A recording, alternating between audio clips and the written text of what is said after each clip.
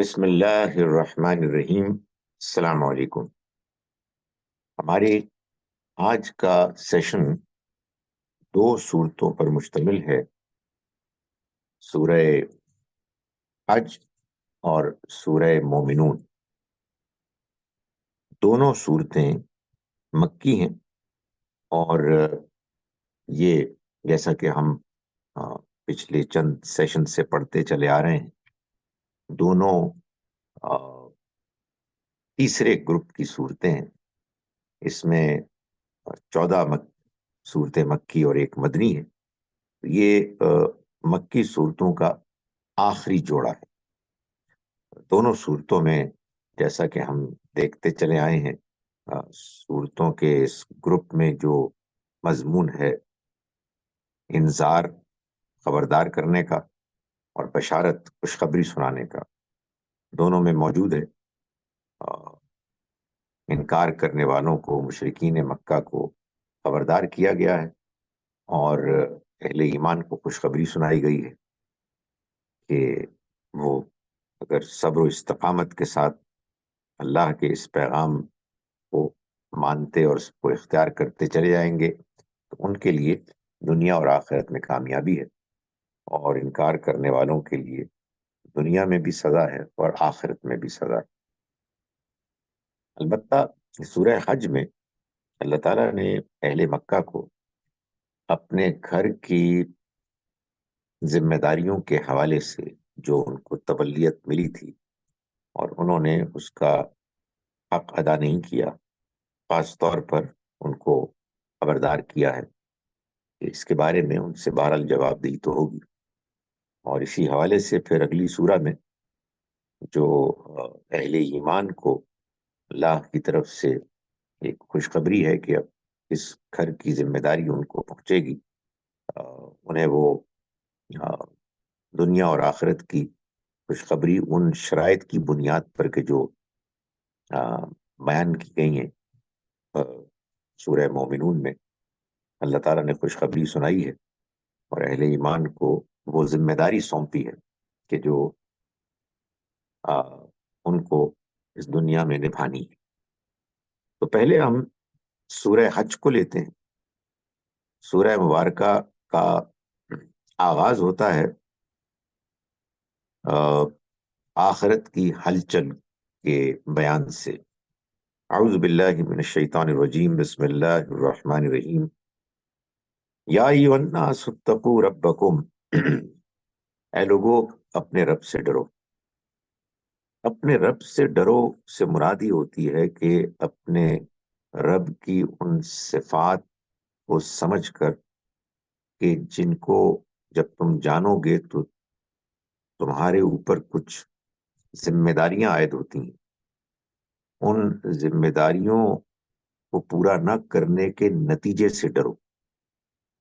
اس بات سے ڈرو کہ اللہ انصاف کرنے والا ہے اور ایک قیامت آنے والی۔ تو اے لوگو اپنے رب سے ڈرو، ان زلزلۃ الساعۃ شیء عظیم، قیامت کی ہلچل ایک بڑی ہولناک چیز ہوگی۔ یوم ترونہا تذہل کل مرضعۃ عما ارضعت، جس دن تم اسے دیکھو گے تو کیا ہوگا کہ ہر دودھ پلانے والی اپنے دودھ پیتے بچے کو بھول جائے گی۔ وَتَضَعُ كُلُّ ذَاتِ حَمْلٍ حَمْلَهَا، اور ہر حاملہ اپنے حمل ڈال دے گی۔ وَتَرَى النَّاسَ سُكَارَىٰ، اور تم خیال کرو گے کہ لوگ نشے میں ہیں، مدہوش ہیں۔ وَمَا هُمْ بِسُكَارَىٰ، حالانکہ وہ مدہوش نہیں ہوں گے۔ وَلَٰكِنَّ عَذَابَ اللَّهِ شَدِيدٌ، بلکہ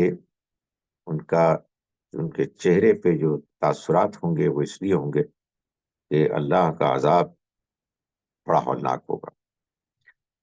اس کے بعد اللہ تعالیٰ نے آیت نمبر 5 سے آگے یہ بات بیان کی ہے کہ یہ لوگ آخرت کو، موت کے بعد کی زندگی کو سمجھتے ہیں کہ وہ بڑی بعید از قیاس ہے. آپ امیجن نہیں کر پاتے کیسے ہوگی. دوبارہ مرنے کے بعد اٹھنا کیسے ممکن ہے. تو اللہ تعالیٰ نے فرمایا کہ یا ایھا الناس، ہے لوگو، ان کنتم فی ریب من البعث، اگر تم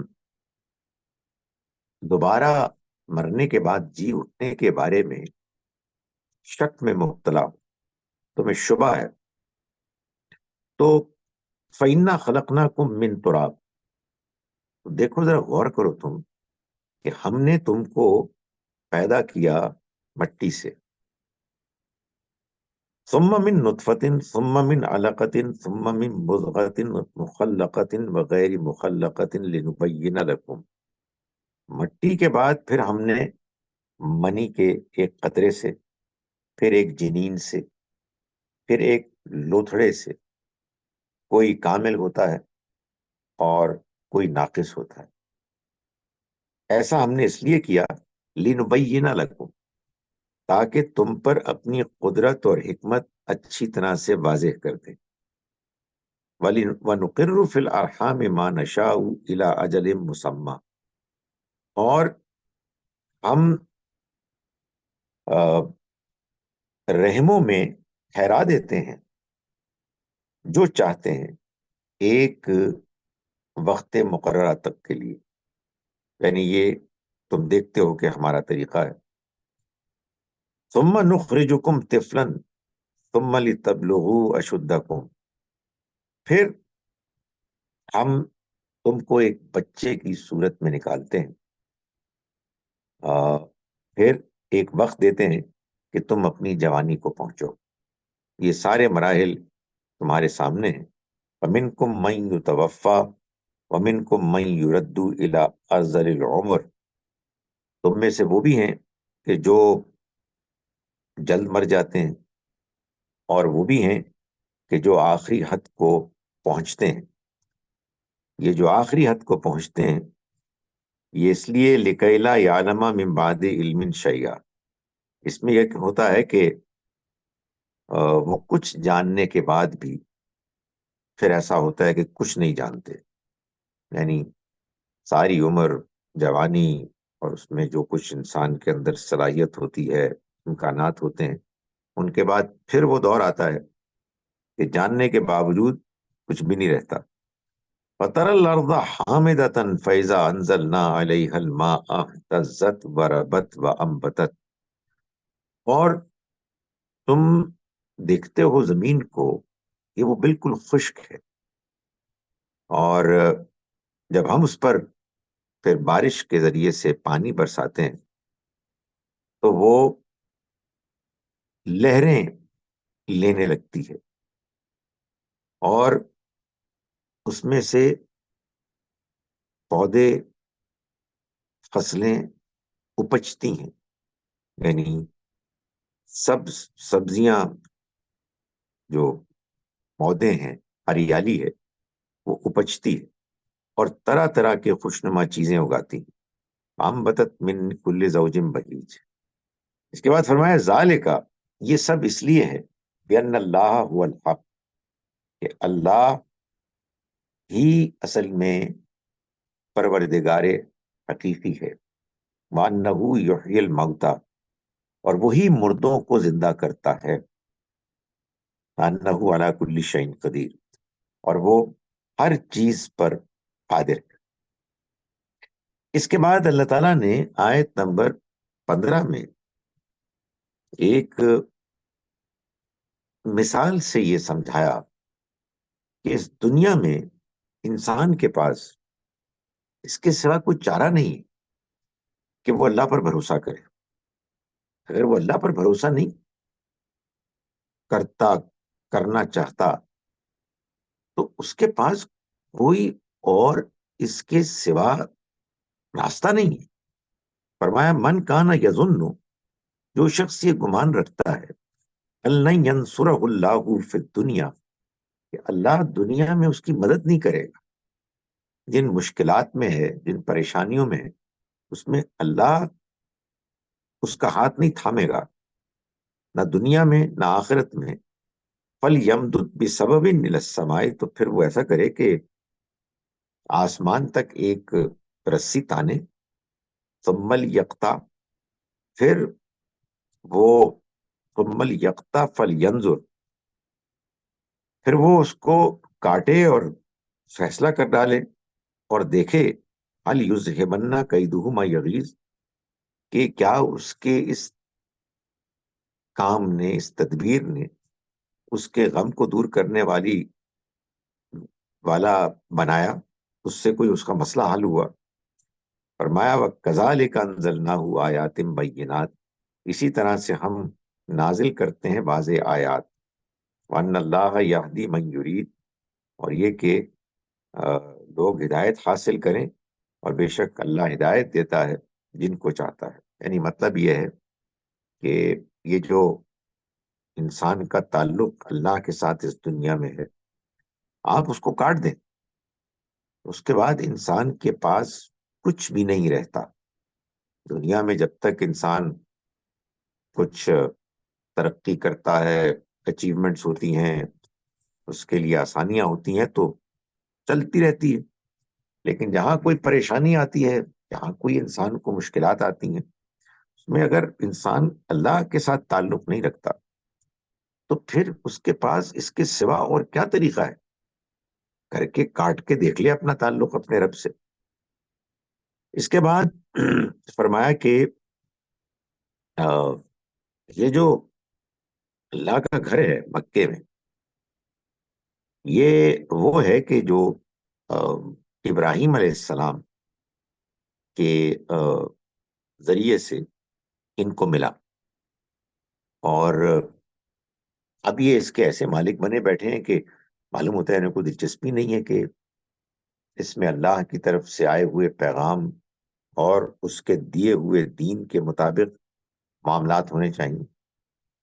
فرمایا کہ وَإِذْ بَوَّأْنَا لِإِبْرَاهِيمَ مَكَانَ الْبَيْتِ، اور یاد کرو اس وقت کو کہ جب ہم نے ابراہیم کے لیے ٹھکانہ بنایا، مکان البیت، بیت اللہ کی جگہ، اللہ تشرک بی شیئا، اور اس کو ہدایت کی کہ دیکھو میرے ساتھ کسی کو میرا شریک نہ ٹھہرانا.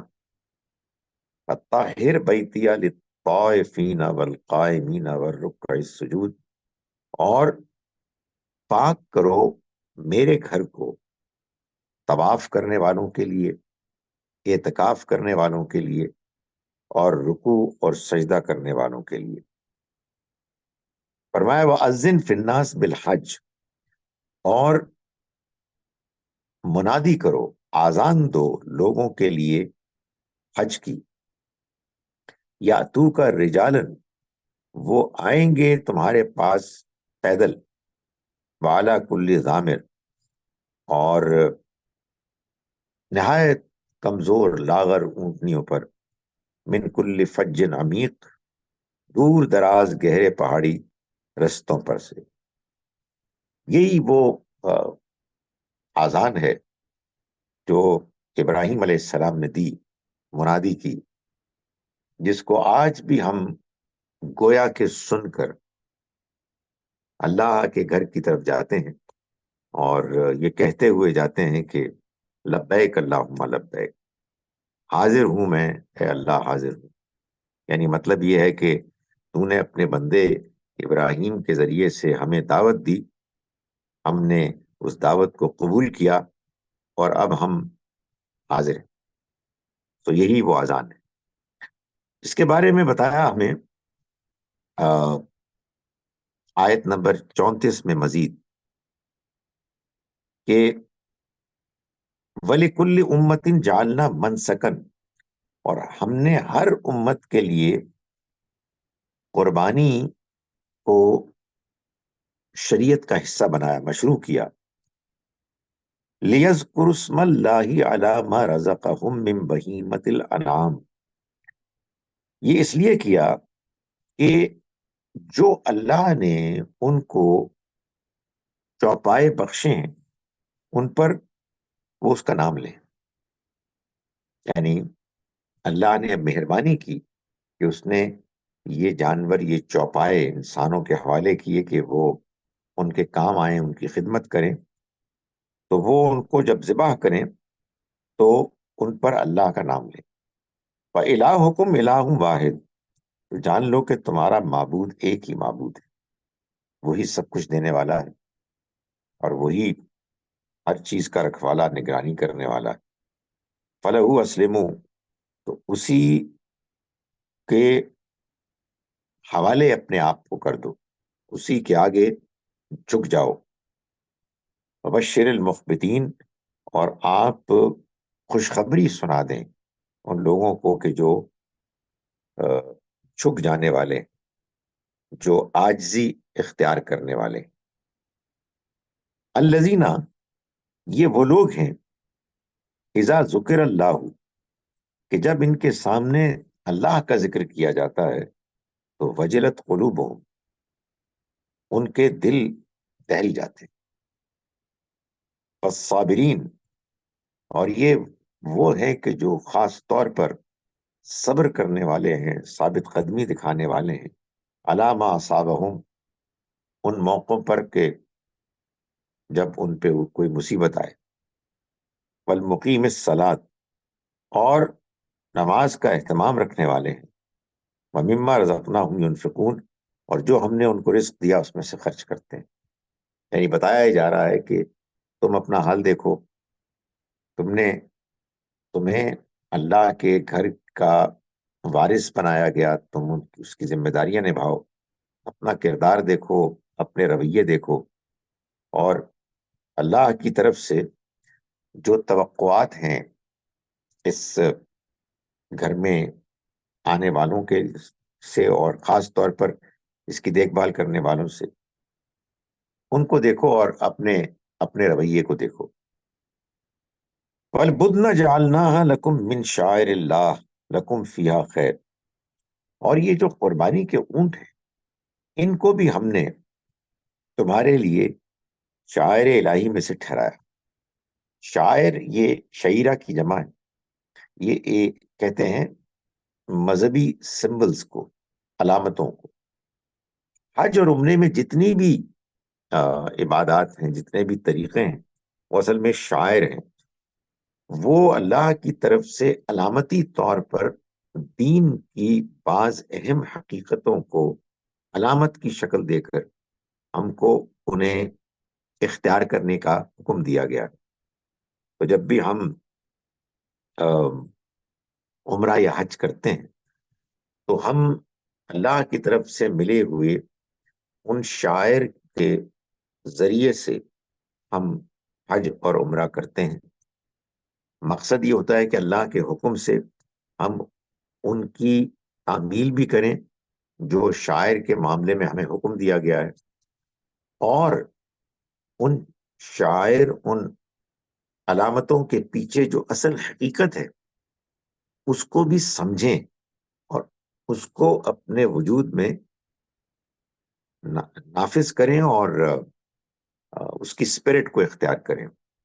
مثلا یہی قربانی کا جو جانور ہے، ظاہر ہے کہ اس کا ظاہری جو طریقہ ہے وہ تو ان کو قربان کرنا ہے، ان پہ چھری چلانا ہے، لیکن اس کے پیچھے اصل اسپرٹ یہ ہے کہ ہم اپنی جان کی نظر پیش کر رہے ہیں اللہ کے حضور میں، اپنا یہ جذبہ پیش کر رہے ہیں کہ ہم اس کے بندے بن کے رہیں گے، اور جو قربانی وہ ہم سے مانگے گا ہم اس کو پورا کریں گے۔ تو فرمایا کہ وَالْبُدْنَ جَعَلْنَاهَا لَكُمْ مِنْ شَعَائِرِ اللَّهِ لَكُمْ فِيهَا خَيْرٌ، اور قربانی کے اونٹوں کو بھی ہم نے تمہارے لیے شاعر الہی میں سے ٹھہرایا، تمہارے لیے ان میں بڑی خیر ہے۔ لَكُمْ فِيهَا خَيْرٌ، فرمایا فَاذْكُرُوا اسْمَ اللَّهِ عَلَيْهَا صَوَافَّ، تو ان پر اللہ کا نام لو، ان کو صفوں میں کھڑا کر کے، صف بستہ کر کے۔ فَإِذَا وَجَبَتْ جُنُوبُهَا فَكُلُوا مِنْهَا وَأَطْعِمُوا الْقَانِعَ وَالْمُعْتَرَّ، بس جب وہ اپنے پہلوؤں پہ گر پڑے، یعنی ان کو تم قربان کر لو اور وہ گر پڑے، اونٹوں کو قربانی کا طریقہ یہی ہوتا تھا، نہر کرنا ان کو، کہ وہ نیزے سے ان کی گردن میں چلایا جاتا اس کو، پھر وہ گر جاتے اور پھر مزید ذبح کا موقع آتا. تو تم یہ جب کر گزرو تو فَكُلُوا مِنْهَا وَأَطْعِمُوا الْقَانِعَ وَالْمُعْتَرَ، تو پھر تم ان میں سے کھاؤ، یعنی ان کو قربان کر کے، ان کے گوشت وارا تیار کر کے، اور کھلاؤ ان محتاجوں کو جو آنے ہیں، یعنی صبر کرتے ہیں، اور سوال کرنے والوں کو بھی. كَذَلِكَ سَخَّرْنَاهَا لَكُمْ لَعَلَّكُمْ تَشْكُرُونَ، اسی طرح سے ہم نے تمہاری خدمت میں لگا دیا ان کو، اور یہ اس لیے تاکہ تم شکر گزار ہو.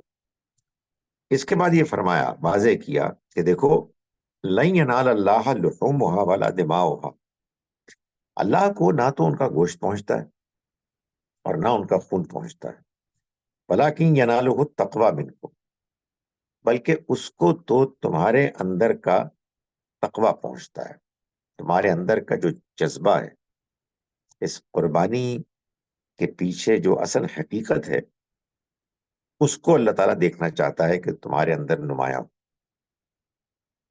كَذَلِكَ سَخَّرَهَا لَكُمْ، اور اسی طرح سے ہم نے ان کو تمہاری خدمت میں لگا دیا.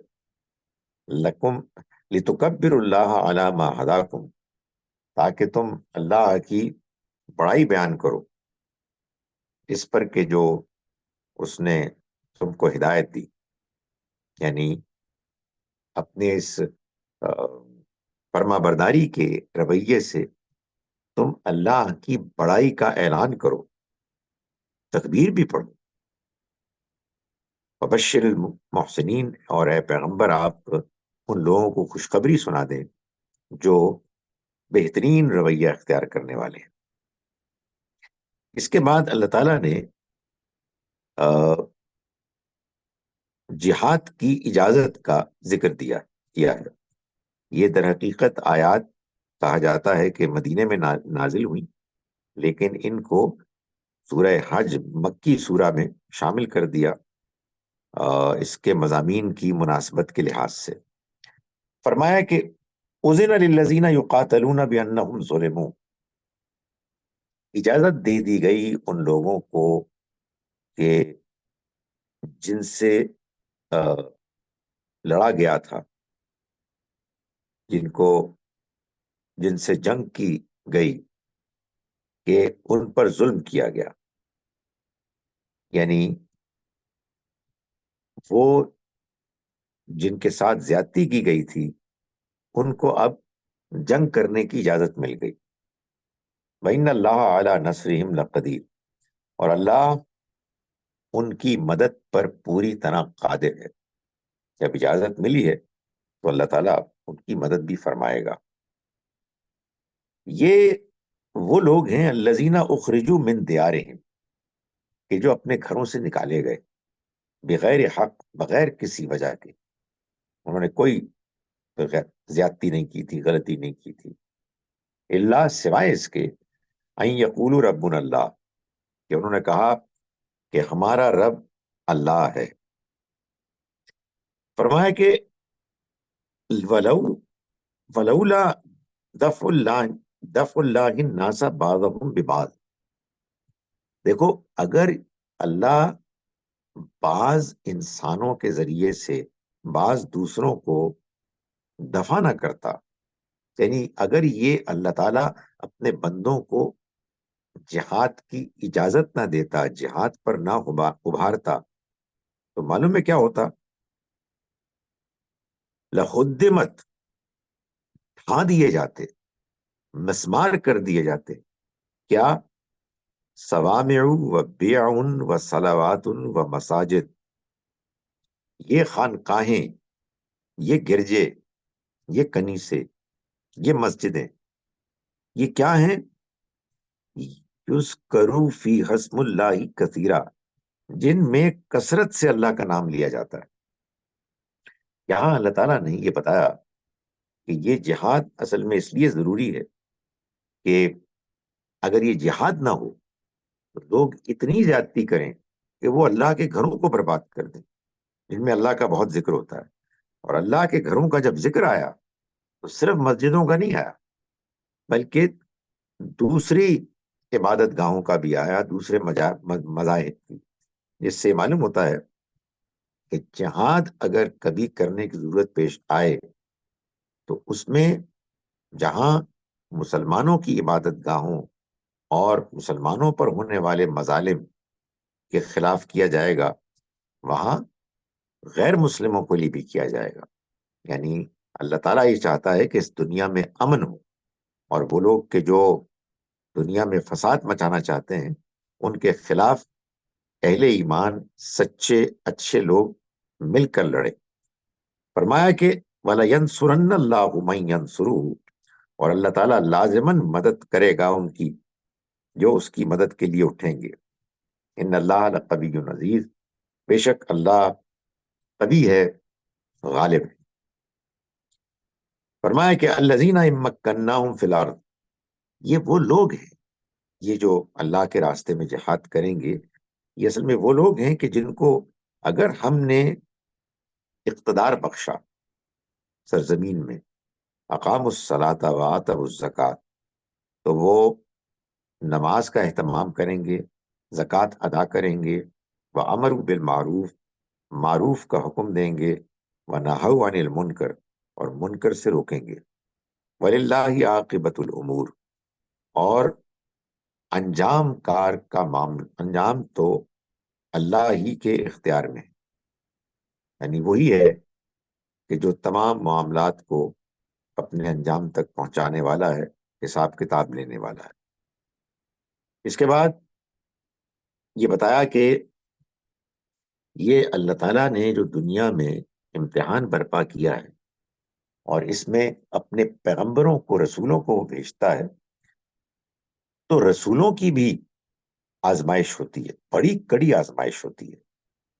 فرمایا کہ وَمَا أَرْسَلْنَا مِن قَبْلِكَ مِن رَسُولٍ وَلَا نَبِيٍّ، اے پیغمبر ہم نے آپ سے پہلے نہ تو کوئی رسول اور نہ کوئی نبی بھیجا، إِلَّا إِذَا تَمَنَّىٰ أَلْقَى الشَّيْطَانُ فِي أُمْنِيَّتِهِ، سوائے اس کے کہ اس نے اگر کوئی ارادہ کیا، ارمان کیا، تو شیطان نے اس کے راستے میں رکاوٹیں کھڑی کی۔ یعنی اللہ کے پیغمبر آتے، دعوت دیتے اور لوگوں کو ہدایت کی طرف بلاتے، اور شیاطین ان کے خلاف محاذ کھڑے کر دیتے۔ فَيَنْسَخُ اللَّهُ مَا يُلْقِي الشَّيْطَانُ، پھر اللہ مٹا دیتا شیطان کے ڈالے ہوئے وسوسوں کو اور جو مخالفت وہ کھڑی کرتے۔ ثُمَّ يُحْكِمُ اللَّهُ آیاتِهِ، پھر اللہ اپنی باتوں کو مضبوط کرتا، قرار بخشتا۔ واللہ علیم حکیم، اور اللہ جاننے والا، حکمت والا ہے۔ فرمایا لیجعل ما یلقی الشیطان فتنۃ للذین فی قلوبہم مرض، یہ اس لیے ہوتا کہ اللہ شیطان کے ڈالے ہوئے وسوسوں کو فتنہ بنا لے ان لوگوں کے لیے کہ جن کے دلوں میں بیماری ہے، روگ ہے، والقاسیۃ قلوبہم، اور ان کے لیے جن کے دل سخت ہیں۔ یعنی یہ امتحان اسی لیے ہوتا ہے کہ جو کھرا ہے اس کا کھرا ہونا نمایاں ہو جائے، اور جو کھوٹا ہے وہ بھی ایکسپوز ہو جائے۔ فرمایا وَإِنَّ الظَّالِمِينَ لَفِي شِقَاقٍ بَعِيدٍ، اور یہ ظالم تو دور کی مخالفت میں مبتلا ہو گئے ہیں، یعنی وہ بس ضد میں آ گئے ہیں اور اتنا دور چلے گئے ہیں کہ جہاں سے واپسی کا امکان نہیں ہے۔ اس کے بعد آیت نمبر 73 میں اللہ تعالیٰ یہ بتاتے ہیں کہ یہ جو معبود ہیں ان کے، جن کو پوج رہے ہیں، یہ بالکل باطل اور بودے ہیں، ان کی کوئی حیثیت ہی نہیں۔ فرمایا یا ایھا الناس، اے لوگو، ضرب مثل، ایک مثال بیان کی جاتی ہے، فاستمعوا لہ، ذرا اس کو دھیان سے سن۔ ان الذین تدعون من دون اللہ، وہ جن کو تم اللہ کے سوا پکارتے ہو، لن یخلقوا ذبابا، وہ تو ایک مکھی بھی نہیں بنا سکتے، ولا اجتمعوا، اجتمعوا له، اگرچہ کہ وہ سب اکٹھے ہو جائیں اس کے لیے. وَإِن يَسْلُبْهُمُ الذَّبَابُ، اور اگر مکھی کوئی چیز لے جائے، شیئن کچھ بھی اٹھا کے، یعنی وہ جو تم نے ان کے سامنے کھانے رکھے ہوئے ہیں، حلوے مانڈے رکھے ہوئے ہیں، ان میں سے کوئی چیز اگر وہ چھین لے، لا يستنقذوه منه، تو وہ اس سے اس کو بچا بھی نہیں سکتے. ضعفت طالب والمطلوب، طالب طلب کرنے والے یعنی یہ مشرک، اور مطلوب جن کو طلب کیا جاتا ہے یعنی ان کے جو باطل جھوٹے خدا ہیں، دونوں ہی بالکل کمزور ہیں، خودے. فرمایا کہ ما قدر اللہ حق قدری، انہوں نے اللہ کی قدر نہیں کی جیسا کہ اس کی قدر کرنے کا حق تھا. ان اللہ لقوی عزیز، بے شک اللہ مضبوط ہے اور غالب ہے. اس کے بعد سورہ مبارکہ کے آخر میں اللہ تعالیٰ نے صحابہ کرام کی ذمہ داری بیان کی اور یہ بتایا کہ ان کی کیا حیثیت ہے، ان کا کیا رول ہے. فرمایا آیت نمبر 77 میں، یا ایھا الذین آمنوا، ایمان والو، ارکعوا واسجدوا واعبدوا ربکم، رکوع کرو، سجدے کرو، اپنے رب کی عبادت کرو، وفعلوا الخیر، اور خیر اور بھلائی کے کام کرو، لعلکم تفلحون، تاکہ تم فلاح پاؤ. وجاہدوا فی اللہ حق جہادی، اور جہاد کرو اللہ کے راستے میں جیسا کہ اس کے راستے میں جہاد کرنے کا حق ہے. وَاجْتَبَاكُمْ، دیکھو اس نے تم کو چن لیا. وَمَا جَعَلَ عَلَيْكُمْ فِي الدِّينِ مِنْ حَرَجٍ، اور اس نے تمہارے دین میں کوئی تنگی بھی نہیں رکھی، یعنی بہت آسان دین ہے، فطرت پر مبنی قابل عمل دین ہے. وَسَمَّاكُمُ الْمُسْلِمِينَ، سوری، ملت ابیکم ابراہیم، یہ تمہارے باپ ابراہیم کا دین، تم جن کا نام لے کے اس وقت یہاں موجود ہو اور اپنے تمام اعمال کی جسٹیفیکیشن پیش کرتے ہو، تو یہ ان کا لایا ہوا دین ہے. وَسَمَّاكُمُ الْمُسْلِمِينَ، انہوں نے تمہارا نام مسلمان رکھا، من قبل وفی ھذا، پہلے بھی اور اس دین، اس پیغام میں بھی. یہ اللہ نے جو تمہیں چنا ہے، کیوں چنا ہے؟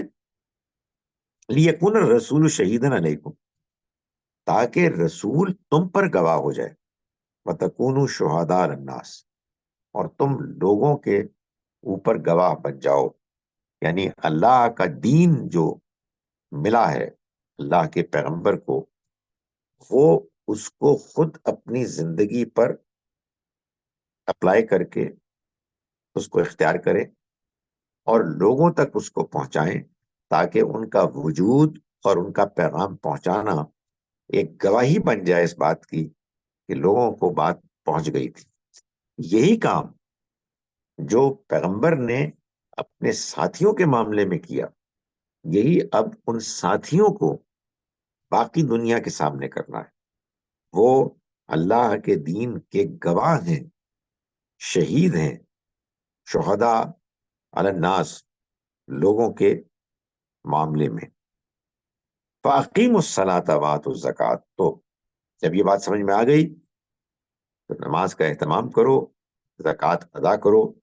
وَاعْتَصِمُوا بِاللَّہ، اور اللہ کو مضبوطی سے تھام لو، یعنی اللہ کی رسی، اللہ کے کلام کو مضبوطی سے پکڑو.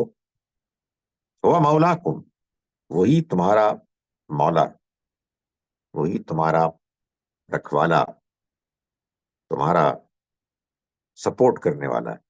فنعم المولا، تو کیا ہی عمدہ مرجع مولا ہے. ونعم النصیر، اور کیا ہی عمدہ مددگار ہے. اس کے بعد اس سورہ مبارکہ کی جو جوڑا سورہ ہے، سورہ مومنون،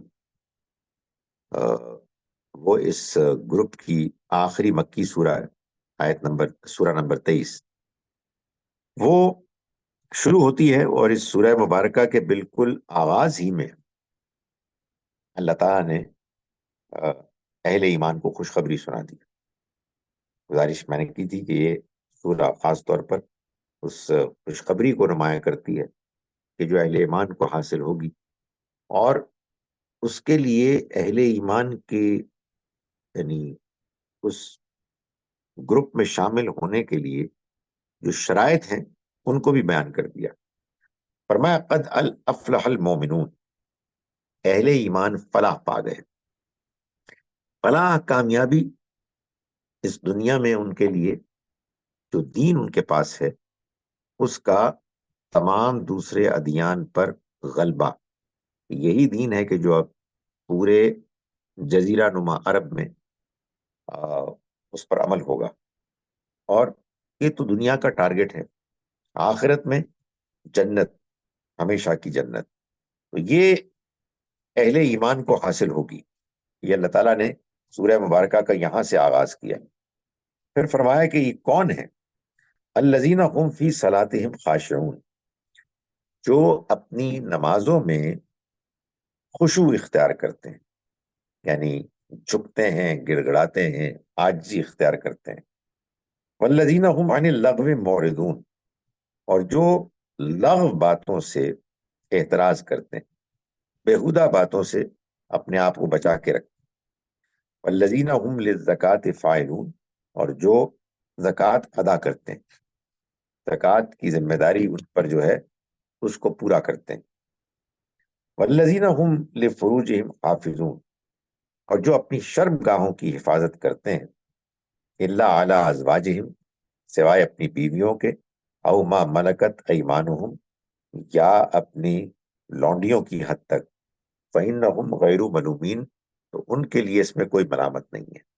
اس زمانے میں چونکہ ابھی غلام لونڈیاں تھے، اور اس لیے تھے کہ اس مسئلے کو اللہ تعالیٰ نے تدریج کے ساتھ آہستہ آہستہ حل کیا، ختم کیا۔ تو جب تک وہ موجود تھے ان کا جو سٹیٹس تھا اس کو بیان کیا گیا۔ ان کو گھر میں جس کے بھی وہ مملوک ہوتے، وہ ان کی دیکھ بھال کرتے، ان کی ذمہ داری پوری کرتے، معاشی اور پروٹیکشن کی۔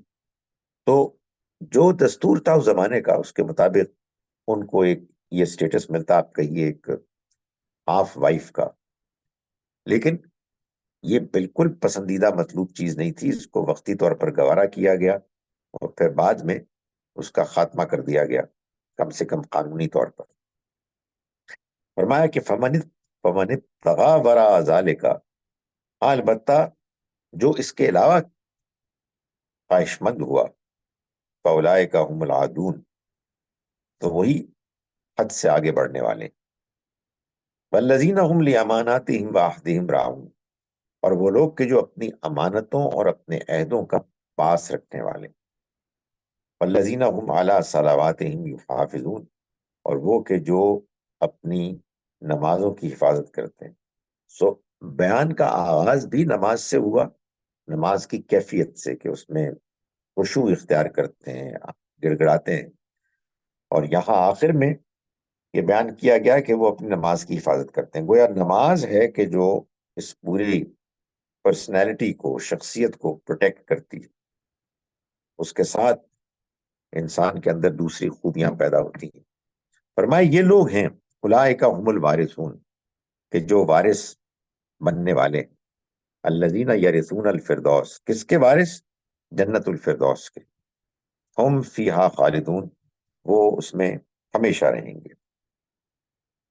اس کے بعد اللہ تعالیٰ نے آیت نمبر 21 میں اپنی نعمتوں کو بیان کرتے ہوئے چوپائے کی جو نعمت ہے، جس میں اللہ نے بہت سی اپنی مہربانیاں رکھی ہوئی ہیں، ان کو بیان کیا۔ اور یہ سورہ نحل میں بھی ہم دیکھا ہے، وَإِنَّ لَكُمْ فِي الْأَنْعَامِ لَعِبْرَةً، اور ہم نے، اور بے شک تمہارے لیے چوپایوں میں بڑا سبق ہے۔ نُسْقِيكُم مِّمَّا فِي بُطُونِهَا، ہم ان چیزوں کے اندر سے جو ان کے پیٹوں میں تمہیں پلاتے ہیں، یعنی دودھ پلاتے ہیں خوش ذائقہ، وَلَكُمْ فِيهَا مَنَافِعُ كَثِيرَةٌ، اور تمہارے لیے ان میں دوسرے بھی بہت سے فائدے ہیں، وَمِنْهَا تَأْكُلُونَ، اور تم انہی سے اپنی غذا بھی پاتے ہو، گوشت کھاتے ہو. تو یہ اللہ کی طرف سے تمہارے لیے مہربانیاں، نعمتیں ہیں جن سے تمہیں فائدہ اٹھانا ہے اور اللہ کا شکر ادا کرنا ہے. اس کے بعد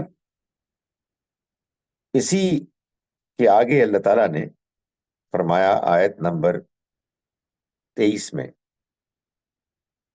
22 میں کہ یہ جو جانور ہیں ان کے فوائد میں سے ایک فائدہ یہ بھی ہے کہ وَعَلَيْهَا، ان پر، وَعَلَى الْفُلْكِ، اور کشتیوں پر، تحملون، تم سواری بھی کرتے ہو. اس زمانے میں تو خاص طور پر یہ ایک بڑی غیر معمولی اللہ کی نعمت ان کے لیے تھی کہ وہ انہی کے گوشت کو کھاتے بھی تھے، انہی کا دودھ پیتے بھی تھے، اور انہی پر سواری بھی کرتے تھے. اب جب سواری کا ذکر آ گیا تو کشتیوں کا ذکر بھی ہوا، اور اسی کے ساتھ پھر تاریخ میں جو واقعہ تھا کشتی کے حوالے سے اس کا بیان شروع ہو گیا. فرمایا کہ وَلَقَدْ أَرْسَلْنَا نُوحًا، نوح علیہ السلام کا ظاہر تعلق کشتی سے، کہ ہم نے بھیجا نوح کو الی قومہ، ان کی قوم کی طرف. فقالا، تو انہوں نے کہا، یا قومی، اے میری قوم کے لوگو، اعبدوا اللہ، اللہ کی عبادت کرو، ما لکم من الہ غیر، تمہارے لیے کوئی اور معبود نہیں ہے اس کے سوا. یعنی یہ حقیقت ہے کہ اس دنیا میں اس کے سوا کوئی اور معبود ہے ہی نہیں. فرمایا کہ افلا تتقون، تو کیا تم ڈرتے نہیں ہو؟ آخر اس کے علاوہ جب کوئی اور ہے ہی نہیں اور تم اوروں کو جھوٹ موٹ میں اپنا معبود بنا رہے ہو، تو اس کے نتائج سے تم نہیں ڈرتے. اس کے بعد آیت نمبر 35 میں، 35 سے آگے اللہ تعالیٰ نے بتایا کہ یہ جو کفار ہیں یہ کیسا اعتراض کرتے ہیں. قرآن مجید میں یہ مضمون ایک بڑا دلچسپ مضمون ہے، بڑا قابل غور ہے، کہ اللہ تعالیٰ نے مخالفین کی بات کو جب بیان کیا تو ایسے بیان کیا کہ اس میں کوئی، یعنی بیان میں کوئی کمی نہیں کی. یعنی عام طور پر جو ہمارا اختلاف ہوتا ہے دوسروں سے، تو ہم جب دوسرے کی بات بیان کرتے ہیں تو بات ایسے بھونڈے طریقے سے، کمزور طریقے سے بیان کرتے ہیں کہ جس سے کہ دوسرا آدمی یہ محسوس کرے کہ یہ تو بڑی کمزور بات ہے، اس کی تو کوئی حیثیت ہی نہیں. اللہ تعالیٰ نے اس کے برعکس کیا کیا ہے کہ جب کفار کی بات کو بیان کیا تو انہی کے الفاظ اور انداز، جو زوردار انداز تھا، اس میں بیان کیا تاکہ سننے والے سنیں اور متاثر ہونے والے متاثر ہوں، اور اس کے نتیجے میں سوال پیدا ہوں اور پھر انسان غور کرے. یہ فرق ہے قرآن کی تعلیم میں اور پروپیگنڈے کے ذریعے سے برین واشنگ میں. برین واشنگ میں کیا ہوتا ہے کہ آپ کو ایک ہی بات ریپیٹ کی جاتی ہے اوور اینڈ اوور اگین، وہ بس سنتے سنتے پھر آدمی کہتا ٹھیک ہے، ذہن اس کو قبول کر لیتا ہے.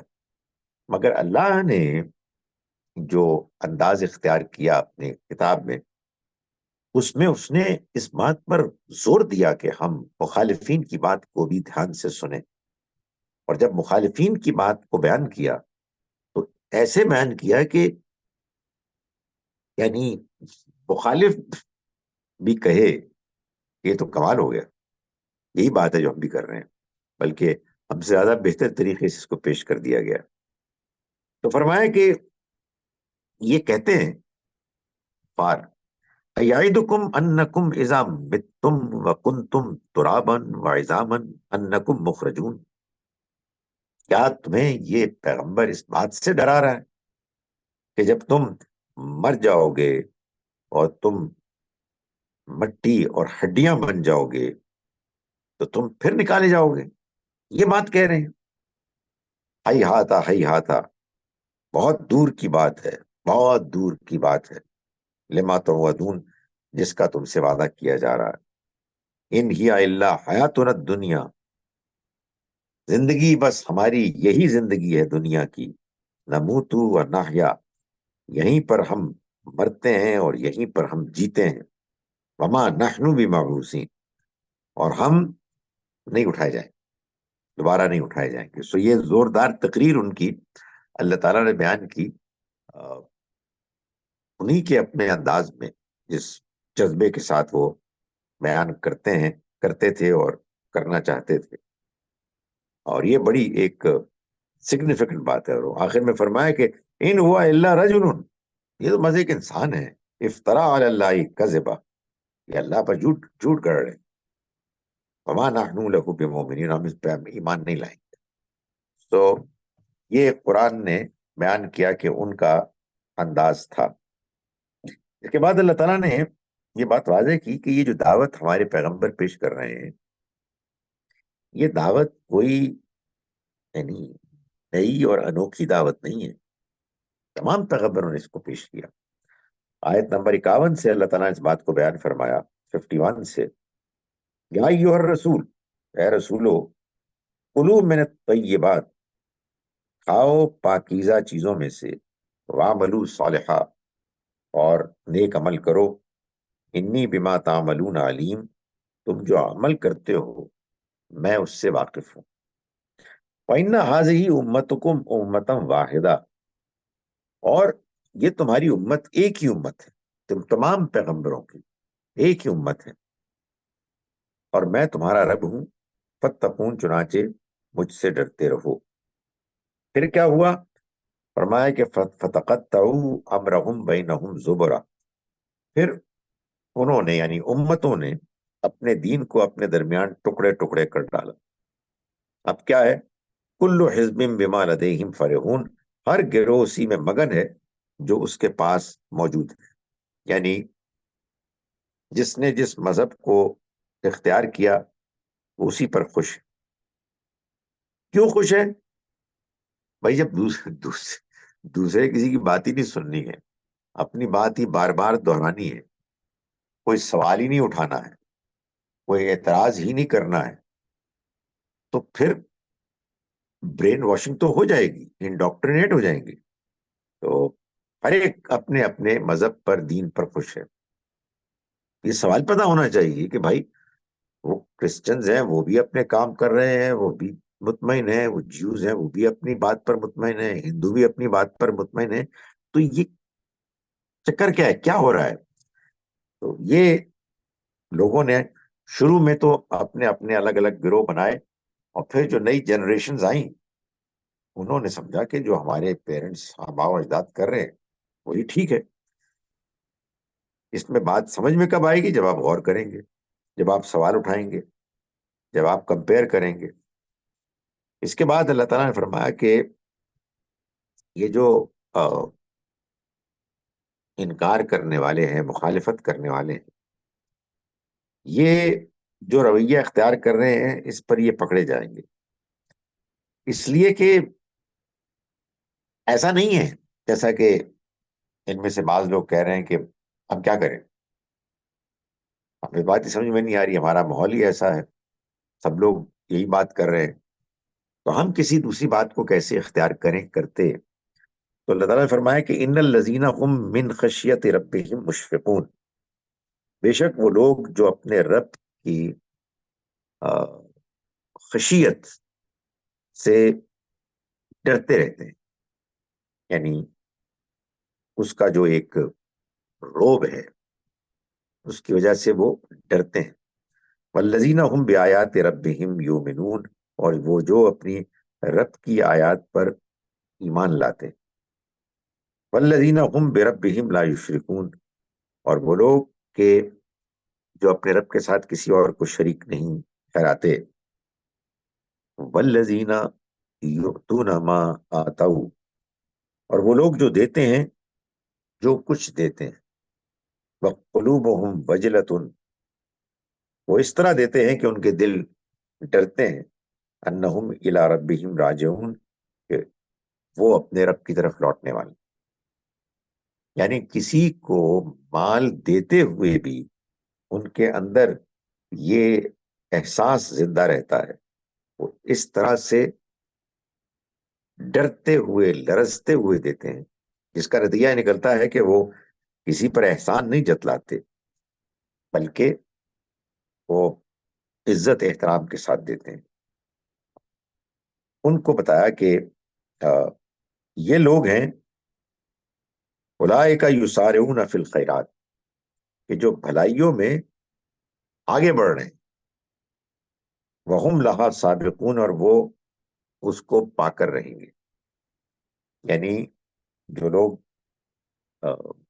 یہ اعتراض کرتے ہیں کہ بھائی ہم کیسے کچھ کر سکتے تھے، دنیا میں تو بڑی مشکلات تھی، ماحول برا تھا، تو اللہ تعالیٰ فرما رہے ہیں کہ انسانوں میں ایسے لوگ بھی تھے کہ جو یہ کرتے تھے، وہ کر سکتے تھے تو آپ کیوں نہیں کر سکتے تھے.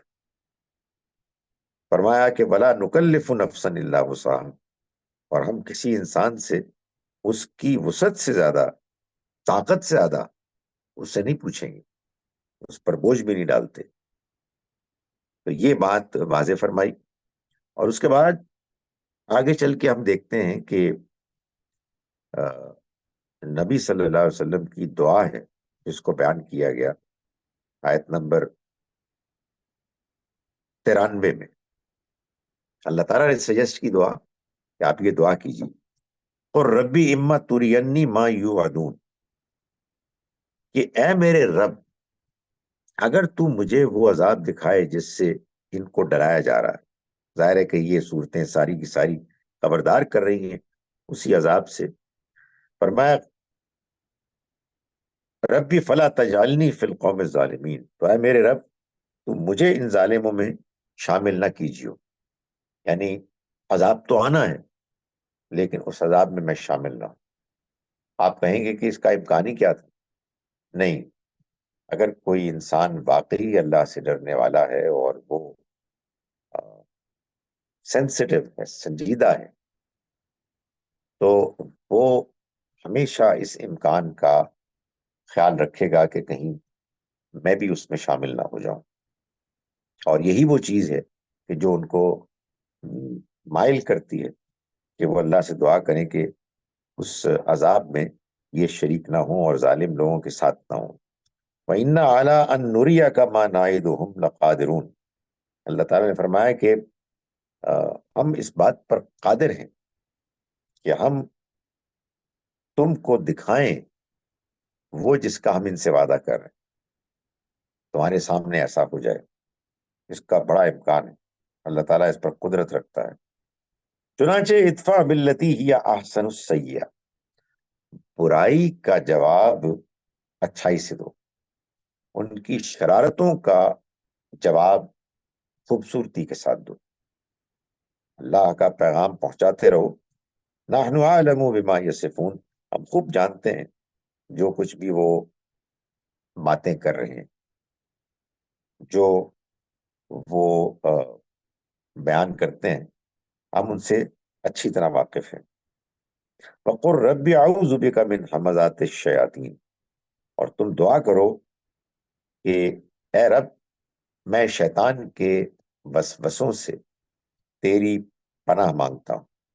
فاعوذ بک رب ان یحضرون، اور اے میرے رب میں پناہ مانگتا ہوں تیری اس بات سے کہ وہ میرے پاس آئیں. یعنی شیاطین آئیں، شیطان آتے ہیں، وہ برگلاتے ہیں. میں تجھ سے دعا کرتا ہوں کہ ایسا نہ ہو کہ وہ میرے پاس آئیں اور مجھے برگلائیں. فاعوذ بک رب ان یحضرون، اور میں تیری پناہ مانگتا ہوں اس سے کہ وہ میرے پاس آئیں اور حاضر ہوں اور پھر میں برائی کی طرف مائل ہوں. اس کے بعد فرمایا کہ آ، قیامت کے دن کیا ہوگا؟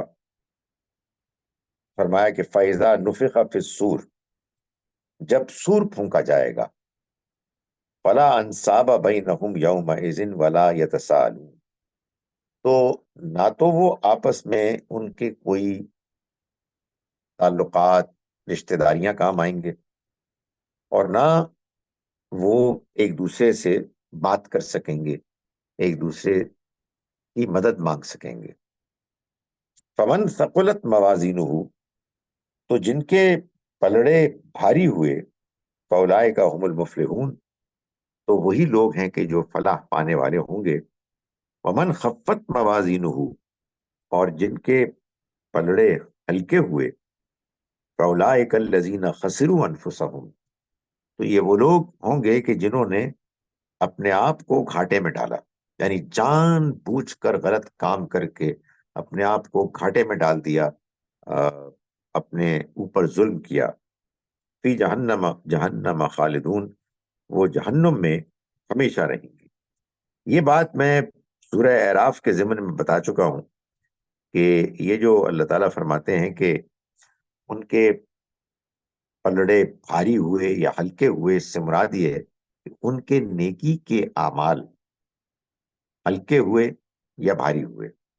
نیکی کے اعمال ہلکے رہتے ہیں، بودے ہوتے ہیں، اگر انسان نے صحیح نیت کے ساتھ نیکی نہ کی ہو، دکھاوے کے لیے کی ہو، دنیاوی اغراض کے لیے کی ہو، اس میں کوئی جذبہ نہیں، بے جان ہو، اور ان کے ساتھ ایسے برے اعمال کیے ہوں کہ جو برے اعمال ان نیکیوں کو بیکار کر دیتے ہیں، ہلکا کر دیتے ہیں۔ اور جن کے اعمال مضبوط ہوئے، بھاری ہوئے، یہ بھاری ہونا کیا ہے؟ یہ بھاری ہونا یعنی وزن دار ہونا، جس کو کہ انہوں نے سنبھال کے رکھا، اچھی نیت سے نیکی کے کام کیے، قربانی دے کے کیے، اور ساتھ ہی ساتھ دوسری برائیاں کر کے ان کو ہلکا نہیں کر دیا۔ تو یہ قیامت کے روز ہوگا۔